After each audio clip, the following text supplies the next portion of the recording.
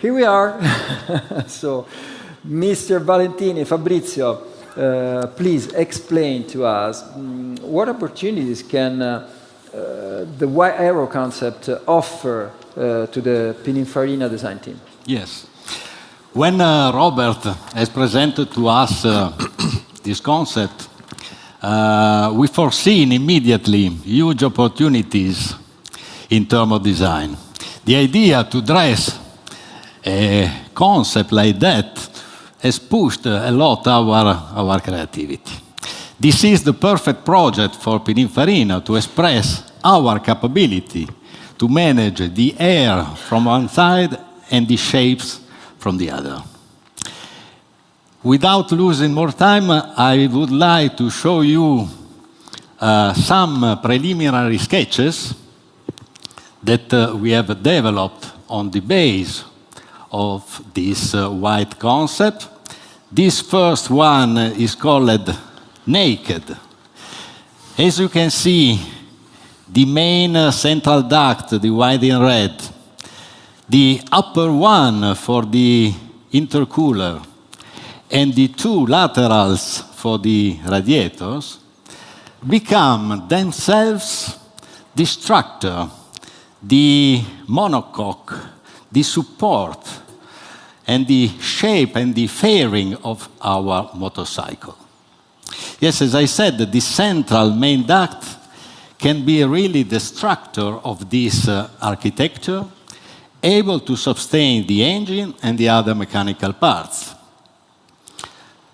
The central main duct seems always also perfect to place the front and the rear seat.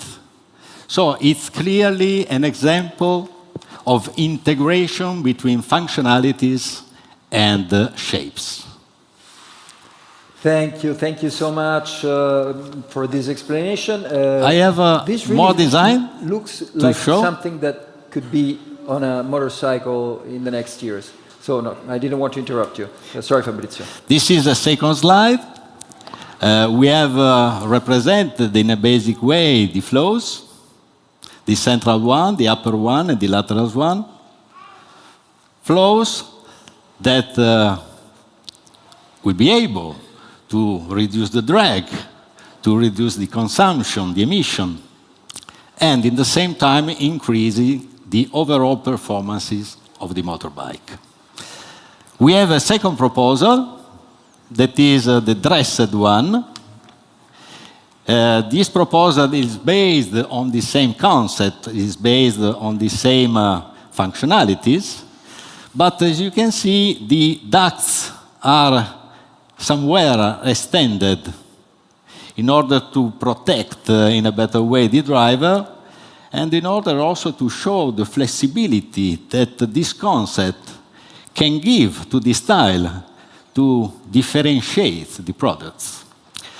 Another little detail, the rings around the ducts could be used also for the front and rear light integration.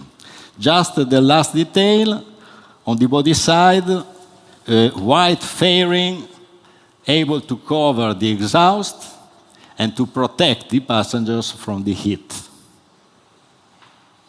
Thank you, Fabrizio. You're welcome. Very beautiful sketches. Thank Congratulations. You. Thank you. Thank you.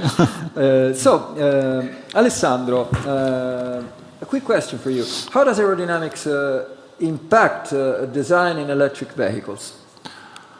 I think that the correct question should be the electric vehicle, how does it impact on the aerodynamics? I mean, passing to the electric motors give us a huge opportunity, and we need to totally change the way we design a motorbike as well as a car.